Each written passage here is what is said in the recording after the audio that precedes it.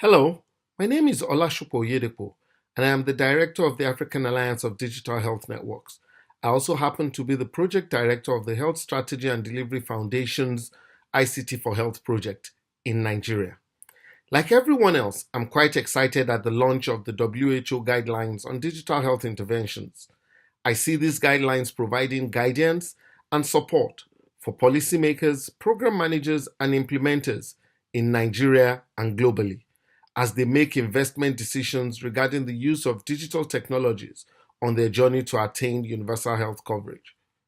I do believe the guidelines provide a basis for us all globally to be guided by the same ideals and understanding as we embark on our various digital health initiatives. The African Alliance and our partners pledge to join the World Health Organization and other stakeholders in encouraging, facilitating, and supporting the use of these guidelines as part of regular, everyday decision making on digital health investments. Congratulations to us all.